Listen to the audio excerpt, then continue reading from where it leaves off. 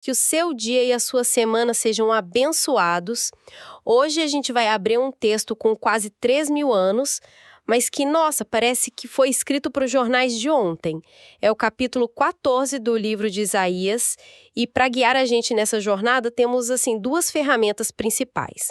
A primeira é o texto bíblico, claro, na versão Nova Almeida atualizada. A segunda, que vai ser nosso mapa, são os comentários do teólogo John A. Martin. É ele que nos ajuda a enxergar o que está por trás das palavras, sabe? O contexto que faz tudo ganhar vida. E a nossa missão hoje é entender a montanha-russa que é este capítulo. Ele começa com uma promessa de esperança quase inacreditável, depois mergulha numa crítica ferrenha a um líder mundial e termina com avisos a outras nações. Ok, vamos desvendar isso. O capítulo já abre de uma forma bem surpreendente, com uma luz no fim do túnel. O versículo 1 diz: Porque o Senhor se compadecerá de Jacó e voltará a escolher Israel, estabelecendo-os na sua própria terra. Pensa no peso disso para um povo exilado. As palavras compaixão e escolher de novo são tipo a promessa de uma segunda chance. E tem mais. O versículo 2 descreve uma inversão de papéis que parece coisa de cinema. Os israelitas, que eram prisioneiros, agora teriam como servos os seus próprios opressores. Há um contraste poderoso aqui. Essa misericórdia que Deus mostra por Israel é o exato oposto da atitude que ele vai ter com as nações opressoras. Delas, o texto diz que ele não terá piedade. É um foco deliberado, sabe? Na restauração do seu povo. É uma escolha, então. Exatamente. E outro ponto que o Martin levanta é sobre quem é esse Israel. Provavelmente não é só Judá, o Reino do Sul, mas uma visão de todas as 12 tribos. E a menção de que estrangeiros se juntariam a eles. Isso é um tema recorrente em Isaías. A visão de futuro não era um clube fechado, mas uma comunidade que acolheria outros povos. Fascinante. Então não é só sobre reconquistar um território, mas construir algo novo. Mas, logo depois dessa promessa, o tom muda da água para o vinho. O texto nos entrega o que parece ser um hino de vitória. Ou melhor, uma sátira. Uma música de deboche que o povo cantaria sobre o opressor derrotado. O versículo 4 já dá o recado. Como cessou o opressor, como acabou a tirania. Dá para sentir o alívio nessas palavras. E é aqui que a coisa fica realmente interessante. Sim. Porque todo esse poema ácido é direcionado a uma figura, o rei da Babilônia. E o grande mistério que o comentário do John Martin nos ajuda a tentar solucionar é quem, afinal, era esse rei. Essa é a pergunta de $1 milhão. O comentário do Martin explora as duas grandes teorias, né? A primeira, que ficou super popular na história, defendida por gente como Tertuliano, é que essa passagem, especialmente ali os versículos 12 a 14, seria uma descrição da queda de Satanás. Certo. Essa é a interpretação que muita gente conhece. A imagem de Lúcifer, a estrela da manhã, caindo do céu. Mas pelo que eu entendi do nosso material, o Martin não concorda muito com isso. Por quê? A linguagem parece tão sobrenatural, falando em subir aos céus, cair das alturas, o que no texto faz ele dizer que essa interpretação é forçada. Ótima pergunta. O argumento do Martin é totalmente contextual. Ele diz que, embora a linguagem seja elevada, poética, o final da história é muito... terreno. Como assim? O poema termina com o cadáver desse rei sendo jogado para fora de um túmulo. O corpo dele sendo pisoteado, os filhos mortos para não herdarem o trono. É um fim muito físico, muito humano, para um rei de carne e osso.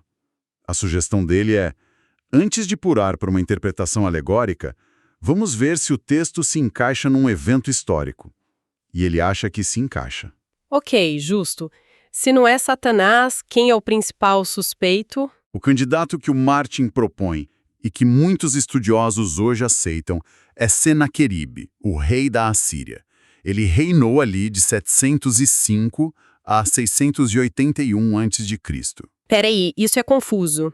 O texto fala claramente rei da Babilônia, mas Senaqueribe era rei da Assíria. Exato. A Síria e Babilônia não eram, tipo, nações rivais, inimigas mortais. É como chamar o presidente dos Estados Unidos de rei da China. Eu tô perdendo alguma coisa. Você não está perdendo nada, essa confusão é a chave. E a resposta está na bagunça política que era aquela região. O comentário do Martin explica que a Babilônia era um estado vassalo da Assíria. Estava sob domínio, mas vivia se rebelando. Ah, entendi. E depois de uma dessas rebeliões, o Senaqueribe fez algo inédito.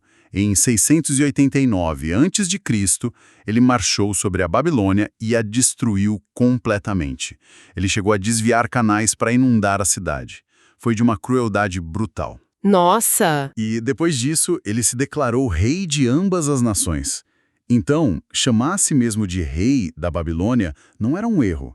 Era uma demonstração de poder.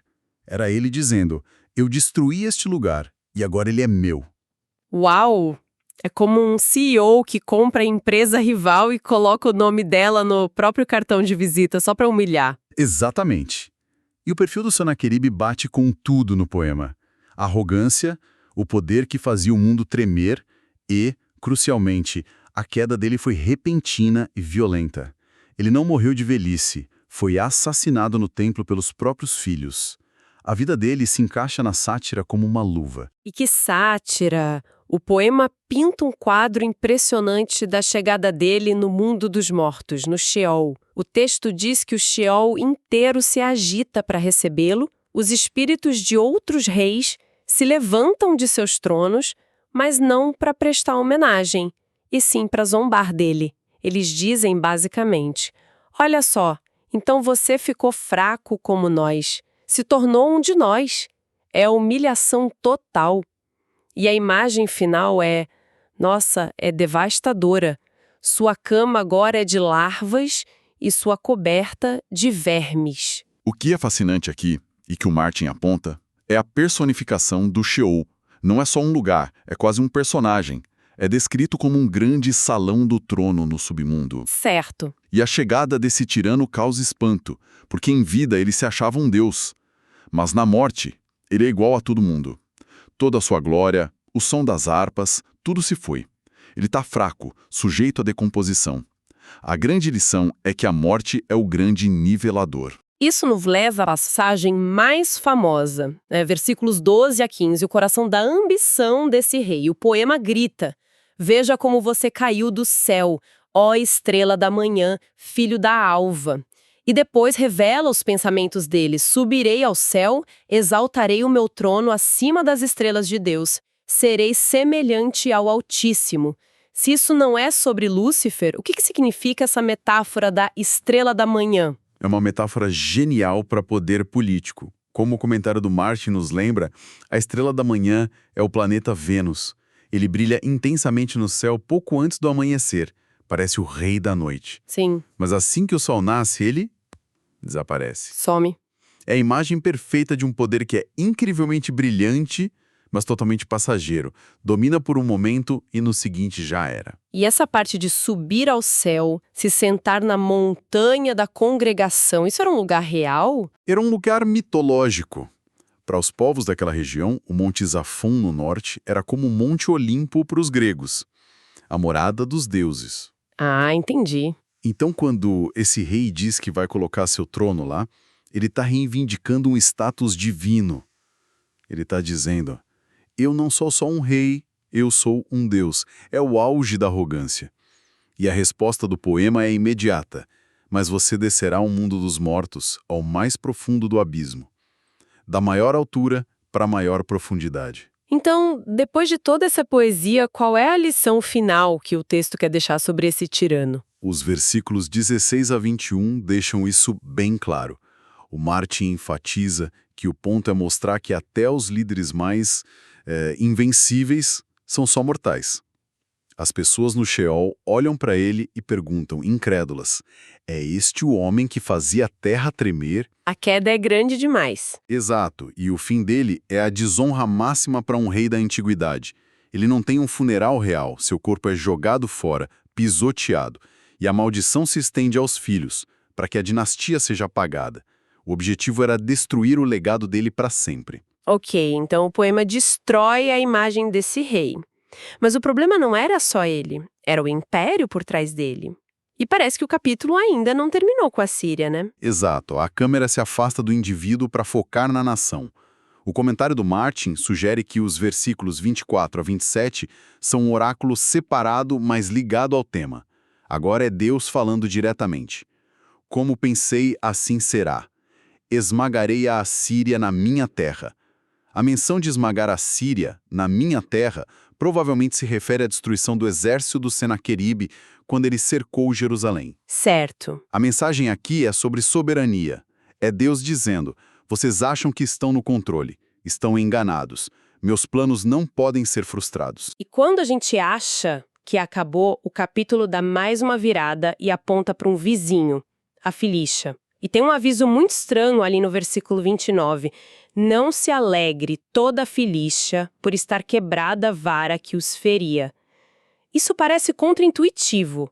Por que dizer a um povo oprimido para não comemorar o fim do opressor? A chave, de novo, está no timing. O comentário do Martin nos diz que essa profecia é datada do ano em que o rei Acaz morreu, em 715 a.C. A vara que feria os filisteus era a Assíria. Provavelmente um rei assírio morreu, ou o império deu sinal de fraqueza, e os filisteus fizeram a festa. Acharam que estavam livres. Isso. Mas a profecia é um balde de água fria. Ela diz, basicamente, não comemorem tão cedo. Da mesma raiz viria algo pior, uma serpente voadora, um símbolo para um líder assírio ainda mais mortal. E em contraste com o pânico na Filícia, a profecia termina com uma promessa para Judá. O Senhor fundou Sião, e nela os aflitos do seu povo encontram refúgio. Então, o que tudo isso significa? Quando a gente junta as peças, o que temos é uma mensagem de duas faces. De um lado, uma promessa de compaixão e restauração. Do outro, um aviso brutal para qualquer poder que se ache invencível. Exatamente. E se a gente conecta isso ao quadro maior, o tema que grita em Isaías 14 é a soberania de Deus sobre a história. Ele não é um mero espectador. Ele usa impérios como a Assíria para cumprir seus propósitos. Mas, no mesmo fôlego, ele julga esses impérios por seu orgulho. A queda de um rei como Senaqueribe vira um arquétipo, sabe, da fragilidade do poder humano. E isso nos deixa com uma questão importante para pensar. É muito fácil ler essas profecias e tratá-las como lições espirituais abstratas. Certo. Mas o que muda para nós quando a gente percebe, com a ajuda de comentários como o do Martin, que elas foram escritas para pessoas reais, sobre reis reais, em meio a crises políticas reais, ver Deus agindo na bagunça da história humana talvez mude a forma como a gente enxerga a ação dele na bagunça da nossa própria história hoje. Deus abençoe todos os ouvintes.